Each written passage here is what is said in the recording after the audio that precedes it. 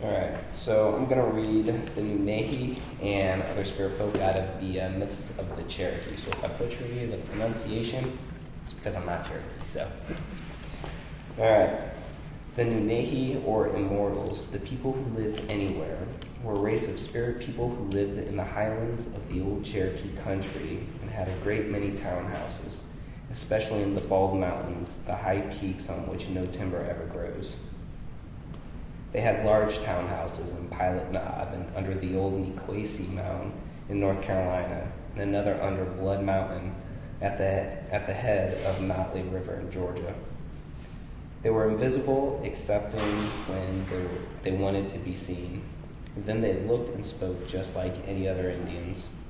They were very fond of music and dancing, and hunters in the mountains would often hear the dance songs and the drum beating in some invisible townhouse.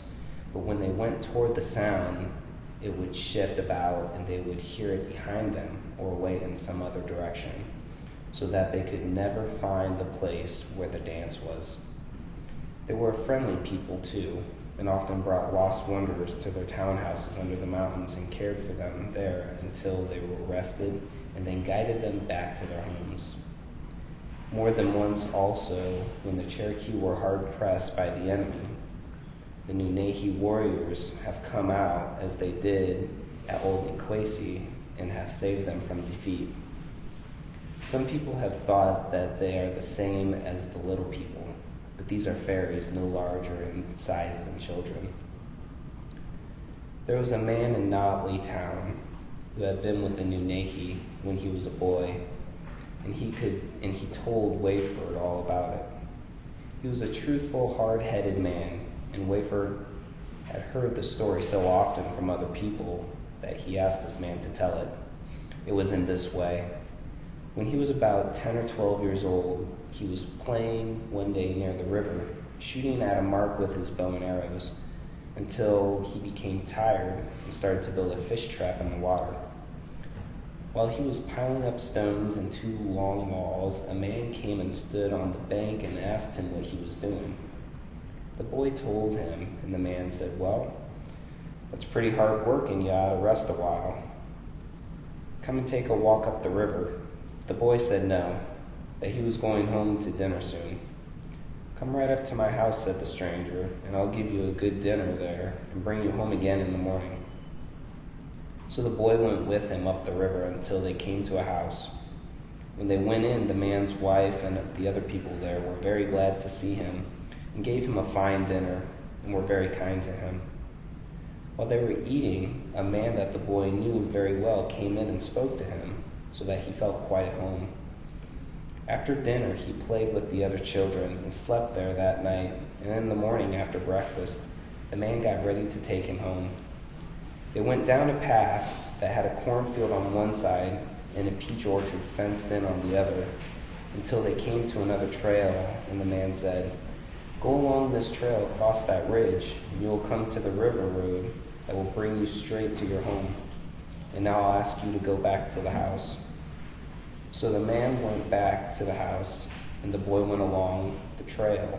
But when he had gone a little way, he looked back, and there was no cornfield or orchard or fence or house, nothing but trees on the mountainside.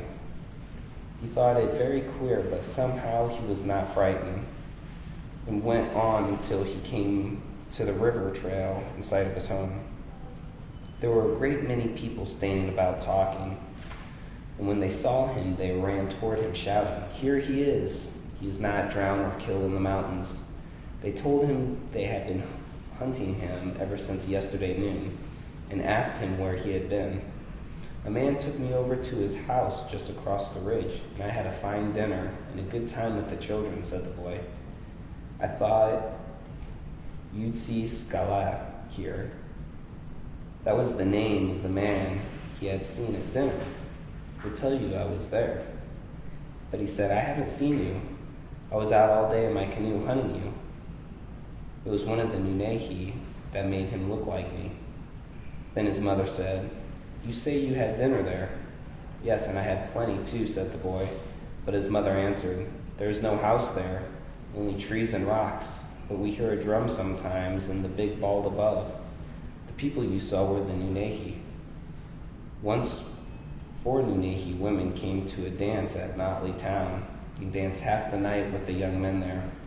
And nobody knew that they were Nunehi, but thought them visitors from another settlement. About midnight they left to go home, and some men who had come out from the townhouse to cool off watched to see which way they went. They saw the women go down the trail to the river ford. But just as they came to the water, they disappeared, although it was a plain trail with no place where they could hide. Then the watchers knew they were Nunehi women. Several men saw this happen, and one of them was Wayford's father-in-law, who was known for an honest man. At another time, a man named Burnt Tobacco was crossing over the ridge from Notley to Hemptown in Georgia and heard a drum and the songs of dancers in the hills on one side of the trail. He rode over to see who could be dancing in such a place, but when he reached the spot, the drum and the songs were behind him. He was so frightened that he hurried back to the trail and rode all the way to Hemptown, as hard as he could to tell the story. He was a truthful man, and they believed what he said. There must have been a good many of the Nunehi living in that neighborhood, because the drumming was often heard in the high balds almost up to the time of the removal. On a small upper branch of Notley, running nearly due north from Blood Mountain, there was also a hole, like a small well or chimney in the ground, from which there came up a warm vapor that heated all the air around. People said that this was because the Nunehi had a townhouse and a fire under the mountain. Sometimes in cold weather, hunters would stop there to warm themselves, but they were afraid to stay too long.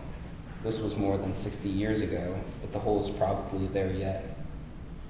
Close to the old trading path from South Carolina up to the Cherokee Nation, somewhere near the head of Tugaloo, there was formerly a noted circular depression about the size of a townhouse and waist deep. Inside it was always clean, as though swept by unknown hands.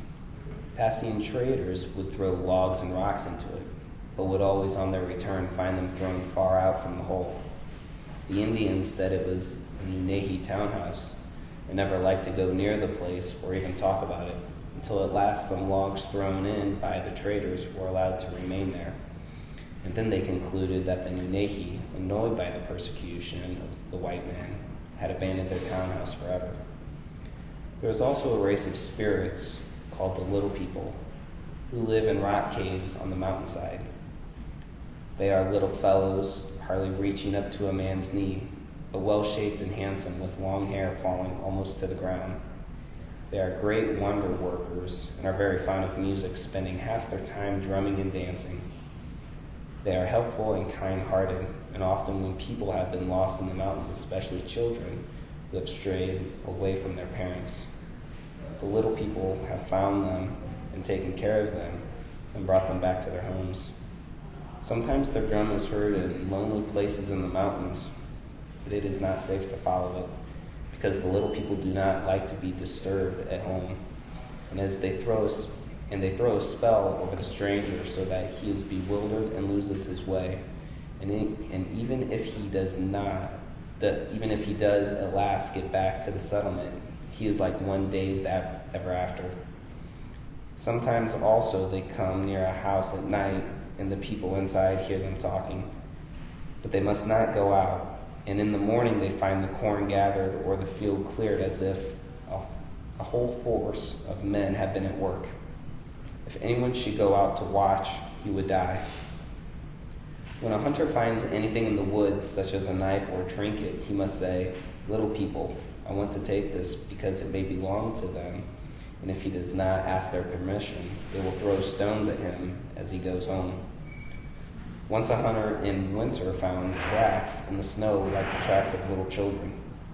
He wondered how they could have come there and followed them until they led him to a cave, which was full of little people, young and old, men, women, and children.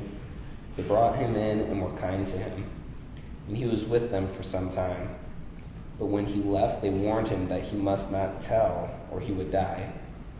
He went back to the settlement, and his friends were all anxious to know where he had been. For a long time he refused to say, till at last he could not hold out any longer, but told the story, and in a few days he died. Only a few years ago, 2 hunters from Raventown, going behind the high fall near the head of Okanalufti on the east side, on the East Cherokee Reservation, found there a cave with fresh footprints of the little people all over the floor. During the smallpox among the East Cherokee just after the war, one sick man wandered off, and his friends searched but could not find him. After several weeks, he came back and said that the little people had found him and taken him to one of their caves and tended him until he was cured. About 25 years ago, a man named Selu was lost in the mountains on the head of Okanalufti. It was wintertime and very cold, and his friends thought he must be dead.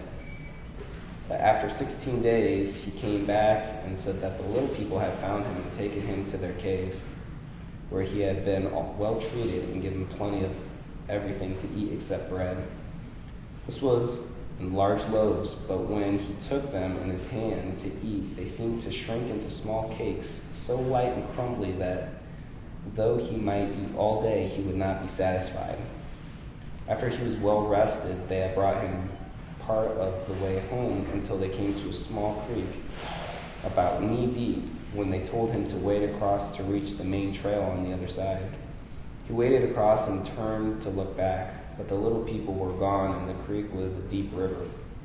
When he reached home, his legs were frozen to the knees, and he lived only a few days. Once the little people had been very kind to the people of a certain settlement, helping them at night with their work and taking good care of any lost children, until something happened to offend them, and they made their minds to leave the neighborhood. Those who were watching at the time saw the whole company of little people come down to the ford of the river and cross over and disappear into the mouth of a large cave on the other side. They were never heard of near the settlement again. There are other fairies called water dwellers who live in the water, and fishermen pray to them for help. Other friendly spirits live in people's houses, although no one can see them, and so long as they are to protect the house, no witch can come near to do mischief. Tsawasi and Tsagasi are the names of 2 small fairies who are mischievous enough, but yet often help the hunter who prays to them. Tsawasi is a tiny fellow, very handsome with long hair falling down to his feet. He lives in grassy patches on the hillside and has great power over the game. To the deer hunter who prays to him, he gives skill to slip up on the deer through the long grass without being seen. Tsagasi is another of the spirits invoked by the hunter and is very helpful. But when someone trips and falls, we know that it was he who has caused it. There are several other of these fairies with names, all good-natured, but more or less tricky. Then there is Detasta. Detasta was once a boy who ran away to the woods to avoid a scratching and tries to keep himself invisible ever since. He is a handsome little fellow and spends his whole time hunting birds with blowgun and arrow. He has a great many children who are all just like him and have the same name. When a flock of birds fly up suddenly as if frightened, it is because of Detasta is chasing them. He is mischievous and sometimes hides an arrow from the bird hunter, who may have shot it off into a perfectly clear space, but looks and looks without finding it. Then the hunter says, Detasta, you have my arrow, and if you don't give it up, I'll scratch you. And when he looks again, he finds it. There is one spirit that goes about at night with a light. The Cherokee call it the fire carrier, and they are all afraid of it because they think it is dangerous, although they do not know much about it. They do not even know exactly what it looks like because they are afraid to stop when they see it. It might be a witch instead of a spirit. Wayford's mother saw the fire carrier once when she was a young woman, as she was coming home at night from a trading post in South Carolina. It seemed to be following her behind, and she was frightened and whipped up her horse until she got away from it and never saw it again.